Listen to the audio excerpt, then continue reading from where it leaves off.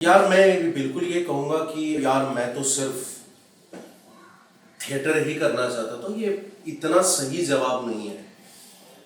उसमें कुछ एक मजबूरी थी और कुछ एक चॉइस था। मजबूरी ये थी कि मैं एक ऐसे घर से आता हूँ जहाँ पे एक समय के बाद फाइनेंशियली अपने माँ बाप पे डिपेंडेंट रहना ये मेरे लिए संभव भी नहीं था, और वो मुझे एथिकली सही भी नहीं लग रहा था, क्योंकि मेरी family was struggling with a few things at that point of time on financial levels, on every level. So 18-19 की उम्र से ही ये मेरे पे ऑलमोस्ट मजबूरी नहीं थी, मतलब वाइज ये मैंने अपने लिए डिसीजन ले लिया कि मैं अपने माँ बाप से एक भी रुपया नहीं लूंगा। तो जब एनएससी करके मुंबई आया तो मुंबई में रहना बड़ा मुश्किल होता है। तो और उस समय it wasn't a great time, it was 2009-2010। So if you think of an industry at that point of time, तब ये अभी अभी काफी काफी बेहतर सिचुएशन है। I still feel it is the best time for actors in India to, I mean it is the best time to be an actor. Hindustan का इतिहास आप देखो तो काफी सही है अभी चीजें, अभी काफी डिफरेंट पर्सनालिटीज के, डिफरेंट एथनिसिटीज के, डिफरेंट स्किन टोन्स के, डिफरेंट भाषाएं बोलने वाले लोगों को काम मिल रहा है, अलग अलग कल्चरल बैकग्राउंड्स के। उस समय पे इतना डेमोक्रेटिक नहीं थी हमारी इंडस्ट्री, इतनी वेरिड भी नहीं थी। डेमोक्रेटिक कितनी है मैं अभी भी उस पर सवाल हो सकता है और बातचीत हो सकती है, लेकिन एटलीस्ट डाइवर्सिफाई हो गई है थोड़ी सी। 10 साल पहले से तो बेहतर हो गई। तो काम इतना मिला नहीं, तो पैसे नहीं थे, तो पैसे भी कमाने थे, और मुझे सिनेमा में उस टाइम पे देखना बड़ा मजा आता था, लेकिन I never set out to be a cinema actor. और अभी भी मुझे सिनेमा में अभी उतना मजा नहीं आता जितना थिएटर में आता है। और तो इसलिए भी, और उस समय पे एक बड़ा थिएटर खुला था किंगडम ऑफ ड्रीम्स करके दिल्ली में, तो मुझे बहुत सही लगा यार कि नाटक करने के पैसे भी मिल रहे हैं, और वो नाटक बड़ी मजेदार तरीके का नाटक था कि उसमें वो एकदम बड़ा सा stage show, it's like a film on stage. और जैसे विदेश में आप बड़े बड़े म्यूजिकल देखते हो जिसमें 100-150 लोग एक समय पे एक शो पे काम करते हैं, और उसमें एक्टर्स उड़ के आते हैं, उड़ के चले जाते हैं, फिर एक्टर नाचता है तो पीछे 40-50 सपोर्टिंग डांसर्स नाच रहे हैं आपके साथ। तो इस तरह का नाटक था, और उसमें पैसे भी मिल रहे थे, पैसे की बड़ी किल्लत थी उस समय, तो इस वजह से मैं वहां गया। लेकिन हाँ, ये जरूर है कि ये मैं अपने बारे में कॉन्फिडेंटली कह सकता हूँ कि जब भी मुझे दिखता है कि भाई ये गणित जो है, ये सेटअप जो है मेरी समझ में आ गया, उससे जो मुझे कुछ सीखना था, जो भी कुछ कमाना था, वो जैसे मुझे आ गया, मैं सेटल होने लगता, मैं वहां पे बहुत जल्दी बोर हो जाता हूँ, तो मैं वो चालू रखता हूँ, लेकिन मैं कुछ और करने लग जाता हूँ। तो दिल्ली में भी उस समय पे वैसे वो केओडी का रखते हुए मैंने और भी नाटक करना शुरू कर दिया।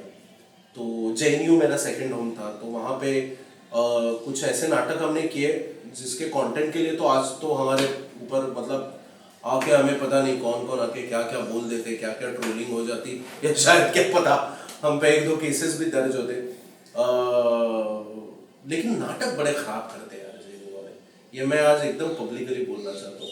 मतलब कुछ एक बार लगता है हाँ भाई, आप जो लोग बात कह रहे हो वो तो सही है कि न्याय होना चाहिए, और भाई गलत चीजें नहीं होनी चाहिए, और हमारा देश है तो वो हर किसी को वहाँ पे फ्रीडम होना चाहिए, एकदम सही बात। नाटक बड़े खराब करते हैं तो ऐसे खराब नाटक भी किए एकदम, जैसे पॉलिटिकल प्लेस जिसको कहते हैं, जो एकदम ही मतलब प्रचार की, मराठी में एक शब्द है प्रचार के, प्रोपोगंडा बेस्ड प्लेस।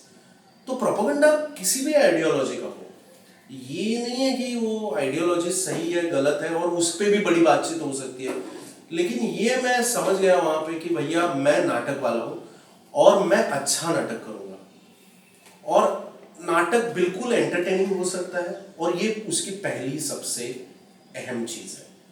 चाहे आप बात बड़ी सही कह रहे हैं, लेकिन वो नाटक अच्छा नहीं है तो I am not comfortable in, I want to be I would rather, जैसे मराठी में एकदम कमर्शियल थिएटर का बड़ा इंटरेस्टिंग स्ट्रीम है और बहुत लोगों को पता नहीं होता, it's a very rich tradition. तो मराठी में मैं आपको कहूंगा, जो लोग अमराठी है जो नहीं जानते, आप मुंबई में आए हो तो आपको मराठी नाटक देखना ही पड़ेगा। आप प्लीज, आपको गुजराती नाटक देखना ही पड़ेगा। इसलिए नहीं कि आप मुंबई में हो तो मराठी नाटक देखो, वो वो मैं कोई ऐसा रीजनल सेंटिमेंट से नहीं कह रहा हूँ, मैं इसलिए कह रहा हूँ कि बहुत इंपॉर्टेंट कल्चर है जिससे पूरा हिंदी बेल्ट, पूरा साउथ बेल्ट बिल्कुल उसके बारे में एकदम इलिटरेट है।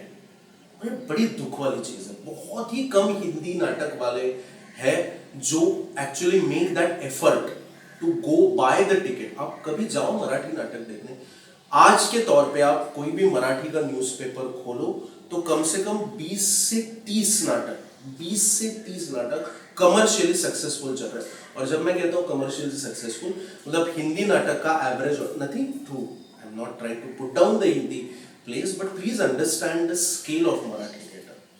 It is 3 times larger than Hindi theatre in every sense. अब हिंदी नाटक में 300-400 लोग आ गए तो लोग खुश हो जाते हैं, वो फुल हाउस हो जाता है शोज। अरे मैं तो आजकल ऐसे नाटक देख रहा हूँ 50 और 60 लोगों के थिएटर में नाटक हो रहा है। हमारे यहाँ कम से कम 800 से 900 लोग एक शो में आते हैं और एक वीकेंड पे हम 4 शोज करते हैं कम से कम। तो महीने में हम 15 शोज करते हैं and it's a touring theatre company.